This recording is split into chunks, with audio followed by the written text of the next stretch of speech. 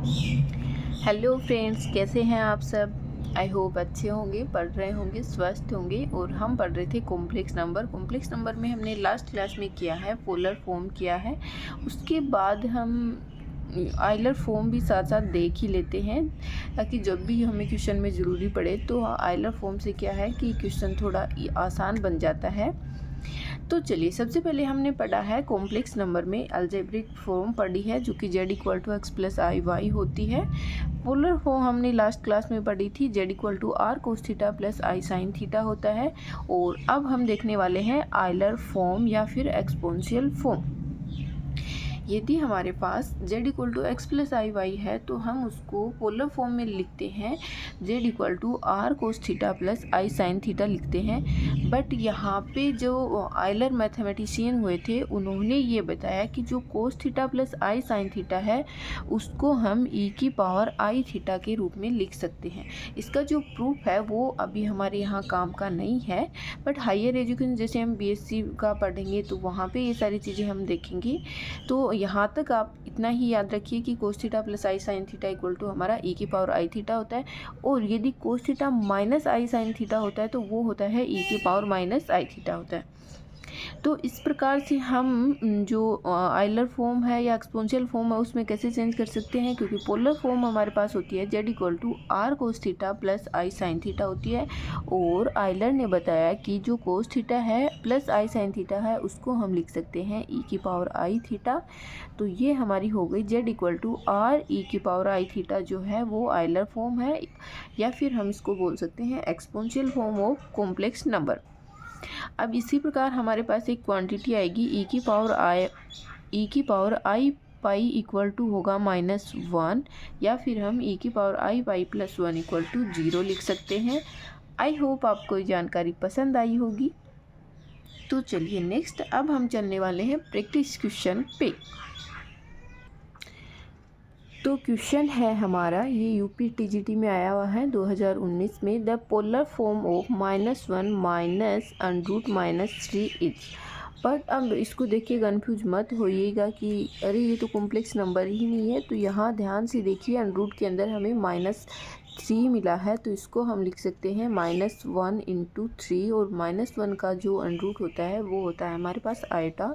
तो z basically हमारे पास दिया हुआ है -1 माइनस √3i, और हमें इसका पोलर फॉर्म निकालना है।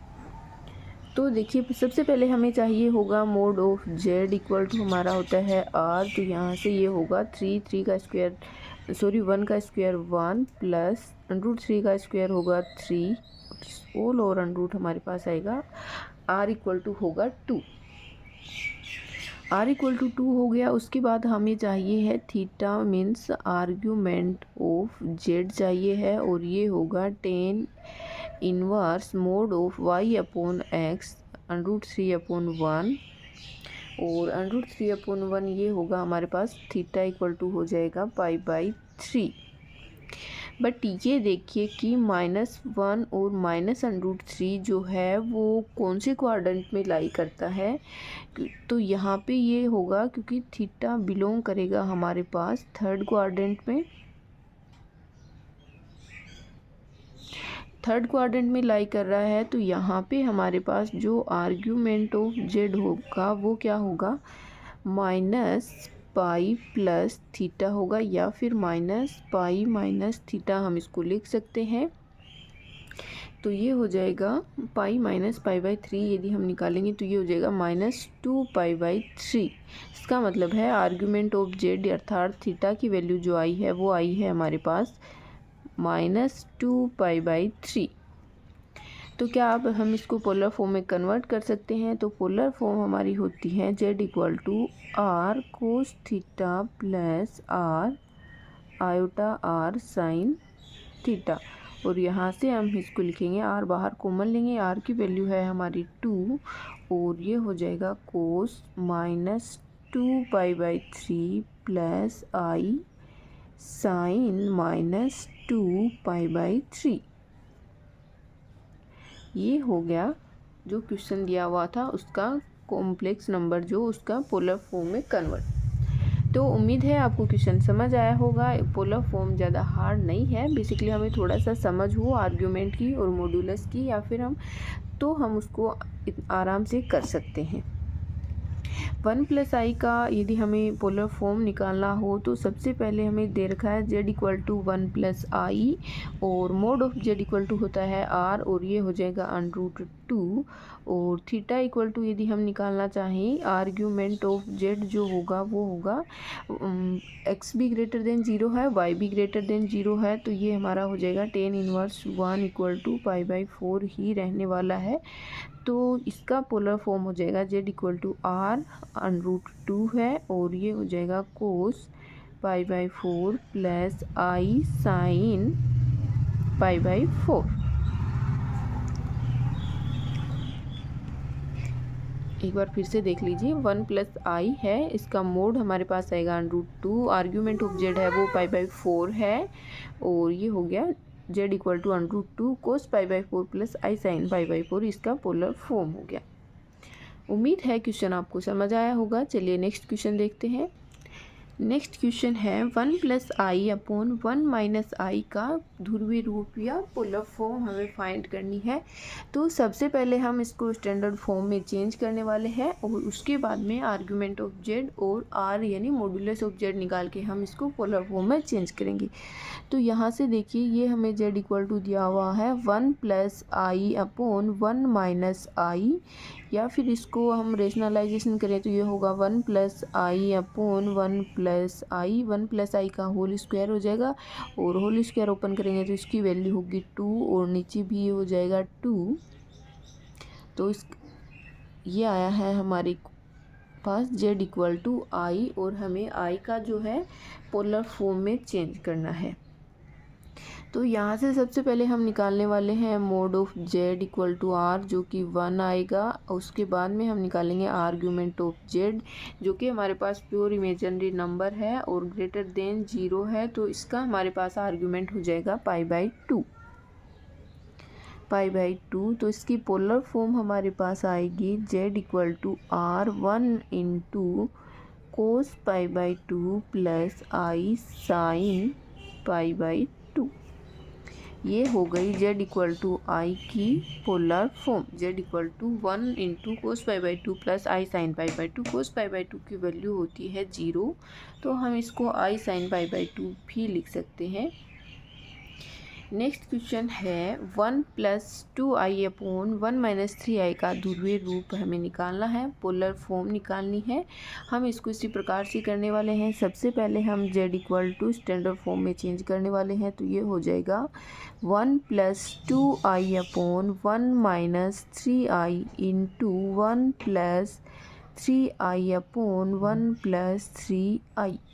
इसको इससे मल्टीप्लाई करेंगे तो ये होगा 1+2i और 1, फिर इसको करेंगे 3i और 3 × 2 6, और ये हो जाएगा -6/, ये हो जाएगा 9 + 1 × 10 = और यहाँ से यदि इसको हल करेंगे रियल और इमेजिनरी पार्ट को हम अलग अलग लिखेंगे, तो -6 + 1 है तो ये होगा -5/10 प्लस i देखेंगे तो 5/10, अर्थात ये हो जाएगा -1/2 प्लस i/2। ये हो गया z। तो अब क्या हम इसको पोलर फॉर्म में चेंज कर सकते हैं, तो यहाँ से हमें निकालना होगा मोड ऑफ z=r, और इसकी वैल्यू हमारे पास आएगी 1/4 प्लस 1/4 और इसका √2/4 यानी 1/√2। आर्ग्यूमेंट ऑफ z यदि हम निकालेंगे तो ये होगा हमारे पास tan इनवर्स y/x होता है, और ये देखिए ये हमारे पास सेकंड क्वाड्रेंट में है। सेकंड क्वाड्रेंट में है तो आर्ग्यूमेंट ऑफ z जो होगा वो होगा pi minus tan inverse y/x होगा। तो pi minus tan inverse y कितना है 1/2 1/2 1 आ जाएगा, और पाई माइनस π/4 होगा ये, तो ये हो जाएगा हमारे पास 3π/4। क्या हो गया 3π/4। तो आर्ग्यूमेंट ऑफ जेड हमें मिल गया है, आर हमें मिल गया है, तो इसकी पोलर फॉर्म होगी आर यानी 1/√2 और कोस 3π/4 प्लस आई साइन 3π/4 कोस 3π/4 प्लस आई साइन 3π/4 ये हो गया इसका पोलर फॉर्म। तो उम्मीद है बेस इजी से क्वेश्चन थे, आपको समझ आया होगा। नेक्स्ट क्वेश्चन हम करने वाले हैं। नेक्स्ट क्वेश्चन है, ये तो अभी 2020 में आया हुआ ही क्वेश्चन है। समीसर संख्या z इक्वल टू होगा i-1 कोस π/3 प्लस आई साइन π/3। ये हो गया। तो यहाँ से हम इसकी जो पोलर फॉर्म है वो हमें फाइंड करनी है। तो देखिए सबसे पहले क्या हम इसको स्टैंडर्ड फॉर्म में चेंज करने के लिए क्या ही करेंगे, नीचे हमें पोलर फॉर्म दे रखी है तो क्या हम ऊपर भी इसकी पोलर फॉर्म बना सकते हैं। तो यहाँ से हम z इक्वल टू बनाएंगे i-1 की भी पोलर फॉर्म ही बनाने वाले हैं। इसको हम लिखने वाले हैं -1 plus I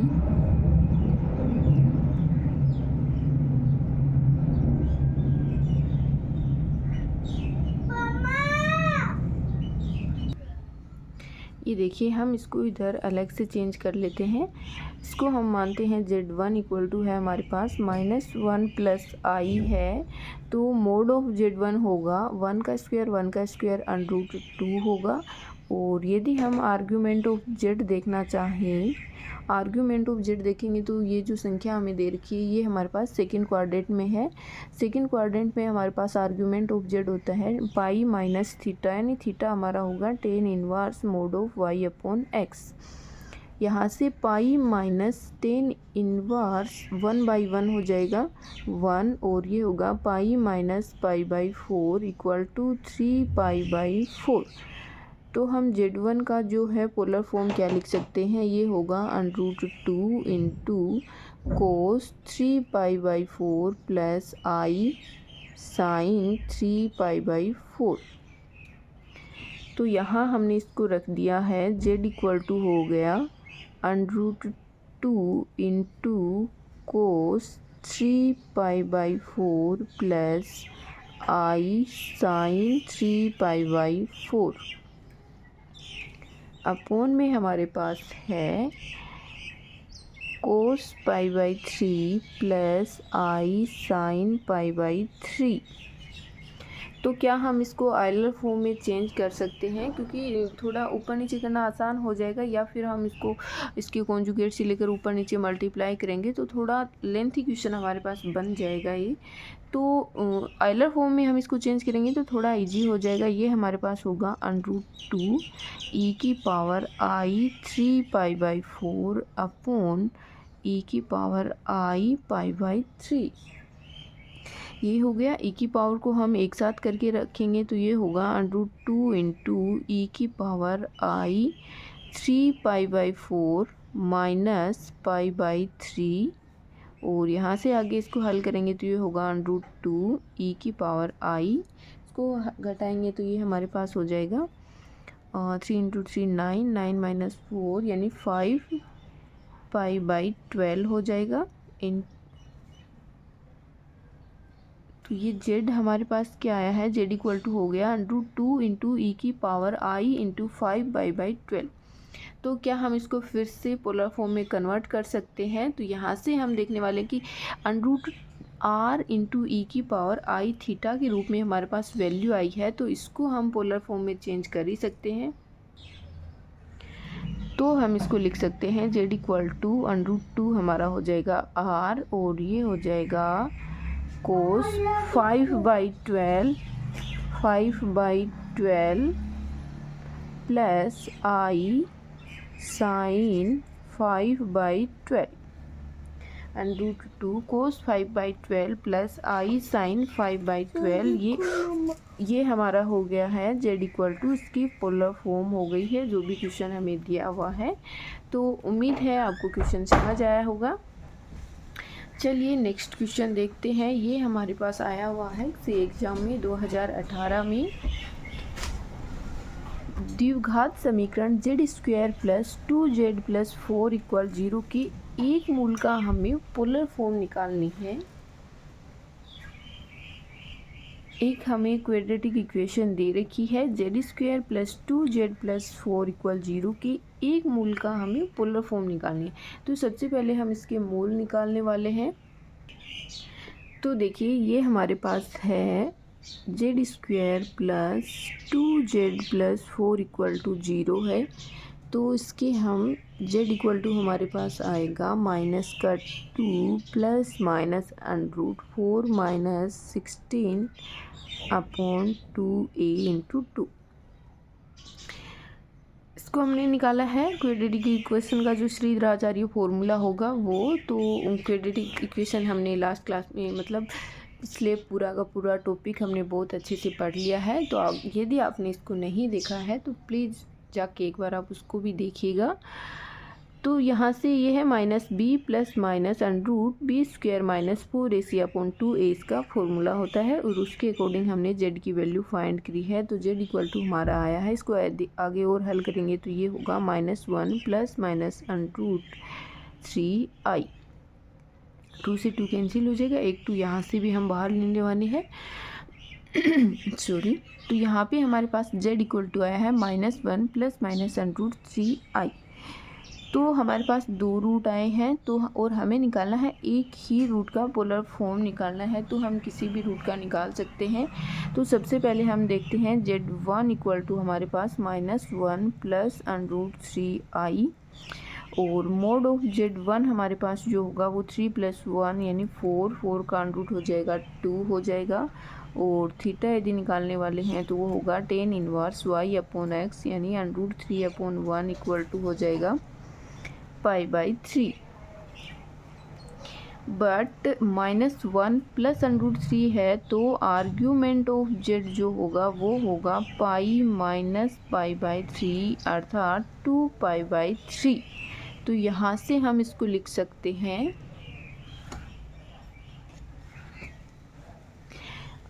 polar form of z1 की हमारे पास आएगा 2 × cos 2π/3 प्लस i sin 2π/3। तो ये एक मूल जो है हमारे पास लिया है हमने उसका पोलर फॉर्म आ गया। और हम माइनस साइन वाले का भी देख ही लेते हैं कि पोलर फॉर्म हमारे पास क्या निकल के आने वाली है। तो z2 यदि हम देखें तो वो है -1 माइनस √3i। तो मोड तो हमारे पास z2 का भी सेम ही रहने वाला है, ये हो जाएगा 2। यदि हम थीटा देखें तो tan inverse mode of √3/1 minus minus plus ये हमारे पास हो जाएगा फिर से π/3। बट माइनस x भी माइनस का है और y भी माइनस का है तो थीटा हमारा बिलोंग करेगा थर्ड क्वाड्रेंट में। थर्ड क्वाड्रेंट में हमारे पास आर्ग्यूमेंट ऑफ z जो होता है वो होता है माइनस पाई माइनस थीटा। तो ये हो जाएगा पाई माइनस थीटा हमारा है 2π/3 तो ये हो जाएगा माइनस का 2π/3।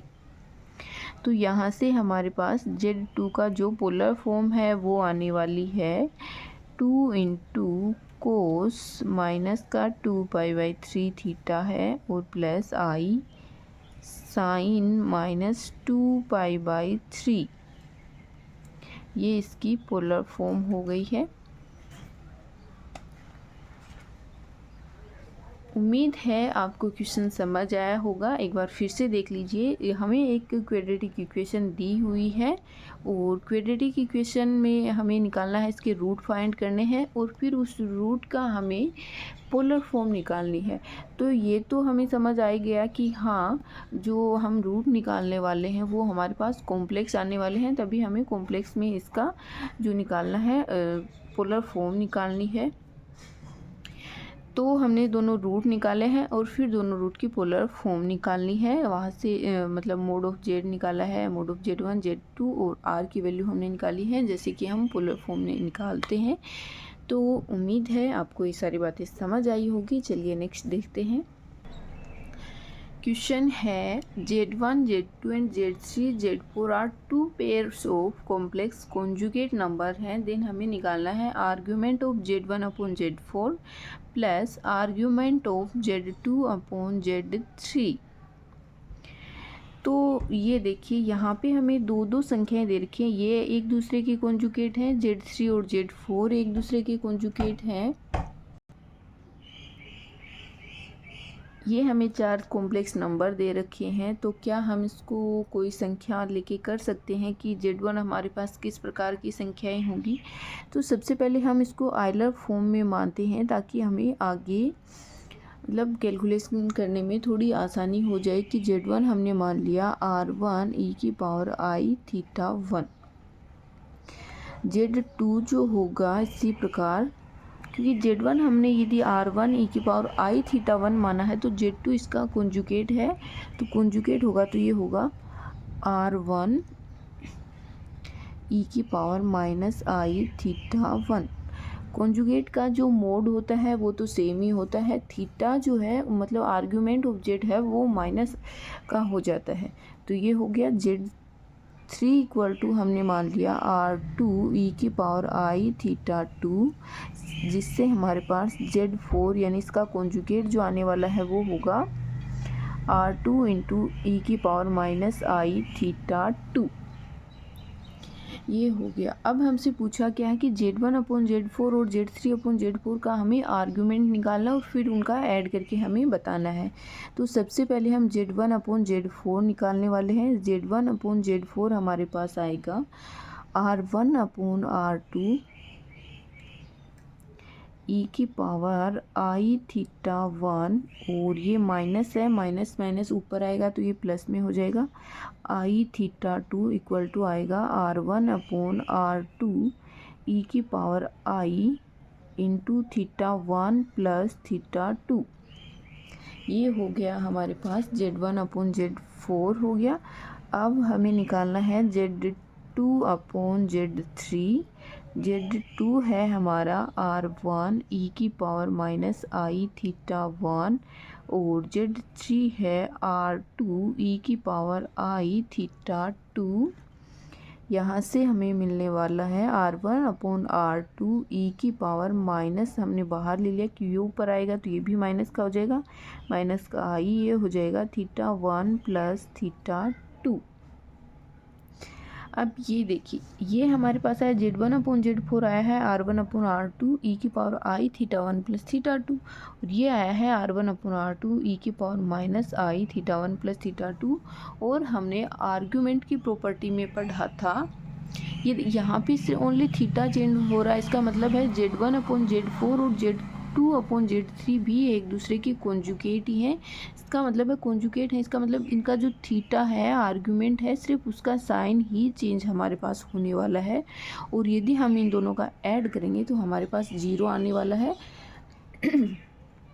क्योंकि हमने देखा था कि आर्ग्यूमेंट ऑफ Z और plus argument of Z bar equal to हमारे पास 0 होता है, क्योंकि argument of Z equal to Z bar equal to होता है माइनस का आर्ग्यूमेंट ऑफ Z होता है। तो इन दोनों को यदि हम ऐड करने वाले हैं argument of Z1 upon Z4 plus argument of Z2 upon Z3 equal to हमारे पास आएगा। यदि हम उस प्रकार भी देखना चाहें तो यहाँ पे हमारे पास argument of Z1 upon Z4 है थीटा 1 प्लस थीटा 2, और Z2 अपॉन Z3 का आर्ग्यूमेंट जो है वो है माइनस थीटा 1 माइनस थीटा 2, तो ये हमारे पास 0 आया है। तो यदि आपको प्रॉपर्टी याद है तो आप इसको डायरेक्ट भी कर सकते हैं यहाँ से, और नहीं भी याद है तो आप ऐड करेंगे तो वो आयलर फॉर्म से हमें साफ साफ पता लग रहा है कि ये इसका जो आर्गुमेंट है और इन दोनों को हम ऐड करेंगे तो ये हमारे पास 0 ही होने वाला है। नेक्स्ट क्वेश्चन है Z इक्वल टू -2 इंटू ई की पावर I माइनस π/3। देन हमें इसका फाइंड करना है, मॉड्यूलस फाइंड करना है and argument of Z find करना है। तो सबसे पहले आप ये देखिए कि क्या ये हमारे पास Z equal to R e की पावर I थीटा की फॉर्म में है, आयलर फॉर्म में तो ये हमारे पास है, बट ये है हमारे पास -2। जो -2 होता है वो तो हमारे पास क्या होता है आर मतलब मोड ऑफ जेड। जो आर हमारे पास होती है वो तो एक डिस्टेंस होती है, तो डिस्टेंस तो हमारे पास नेगेटिव नहीं हो सकती, तो इस माइनस का तो कुछ करना पड़ेगा। तो चलिए माइनस को हम अंदर रखते हैं, माइनस का कुछ करते हैं। चलो 2 हो गया, -1 हो गया, ई की पावर हो गया आई इंटू माइनस का π/3, ये हो गया। अब -1 इक्वल टू हम लिख सकते हैं, हमने पढ़ा था कि ई की पावर आई इंटू पाई जो होता है उसकी वैल्यू हमारे पास होती है -1 होती है। तो क्या हम उस प्रकार से इसको लिख सकते हैं, ये हो जाएगा ई की पावर आयोटा इंटू पाई, और ये है ई की पावर आई माइनस π/3। मैं इसको लिख देती हूँ, ई की power i pi equal to होता है -1। तो ई की पावर दोनों ऐड होने वाली हैं, तो ये हो जाएगा ई की पावर, ये हो जाएगा ई की पावर आई पाई माइनस π/3 है, तो ये हो जाएगा 2π/3, ई की पावर आई 2π/3। तो यहाँ से हम यदि देखें तो ये हो गया z इक्वल टू आ गया r इंटू ई की पावर आयोटा थीटा के रूप में, ये वाली फॉर्म हमारे पास आ गई है। तो और हमें फाइंड करना है mode of z। Mode of z होता है r हमारा है 2 है, और यहाँ से हमारे पास आर्ग्यूमेंट ऑफ z जो आया है वो आया है 2π/3। एक मेथड तो हमारे पास ये हो गया कि हम हाँ इसको डायरेक्ट भी कर सकते हैं। सेकंड हम इसको पोलर फॉर्म में चेंज करके भी कर सकते हैं। जैसे ये -2 है तो -2 बाहर रह जाएगा, ई की पावर आई माइनस π/3 को हम लिखेंगे कोस -π/3 और प्लस आई साइन π/3। चलिए एक बार करके देख लेते हैं। ये होगा z equal to -2 into cos -π/3 plus I sine -π/3, ये हो गया। माइनस को यदि हम अंदर लेके जाएं तो ये हो जाएगा कोस माइनस थीटा हमारा होता है कोस थीटा ही हो, और साइन माइनस थीटा होगा माइनस का साइन थीटा, और माइनस माइनस ये जाके हो जाएगा प्लस, तो ये होगा माइनस कोस π/3 प्लस आई साइन π/3, ये हो गया। अब माइनस कोस की वैल्यू जो है वो माइनस है, तो माइनस हमारे पास कहाँ मिलने वाली है सेकेंड क्वाड्रेंट में, पाई माइनस π/3 पे हमें माइनस वैल्यू मिलने वाली है। तो इसको हम लिख सकते हैं कोस पाई माइनस π/3 प्लस आई साइन पाई माइनस π/3, ये देखिए। और ये हमारे पास हो जाएगी 2 इंटू कोस 2π/3 प्लस आई साइन 2π/3। तो ये हो गया z। ये हमारे पास आई है पोलर फॉर्म, तो पोलर फॉर्म हमारे पास होती है r into cos theta plus आई साइन थीटा। तो यहाँ से r जो होता है वो मोड ऑफ z ही होता है, तो वो वैल्यू मिली है हमें 2 मिली है, एंड आर्ग्यूमेंट ऑफ z जो है वो ये वाली वैल्यू होती है, तो ये हो गया 2π/3। उम्मीद है आपको क्वेश्चन समझ आया होगा। और अभी चलिए नेक्स्ट क्वेश्चन है, ये वाले क्वेश्चन हम कल नेक्स्ट क्लास में करने वाले हैं डिस्कस। यदि आप लिख लीजिए, आप कर पाओ तो। क्वेश्चन है if z equal to 1 plus cos 6π/5 plus I sine 6π/5 then find the modulus and argument of z। And next question है express in the form of a plus I B के रूप में हमें इसको लिखना है, मतलब इसको हमें स्टैंडर्ड फॉर्म में चेंज करना है। तो आप इसको किस प्रकार से चेंज करने वाले हैं, आपसे हो तो प्लीज़ ज़रूर ट्राई कीजिए। अभी बाहर बहुत शोर हो रहा है तो शायद आपको सुनाई भी दे रहा होगा।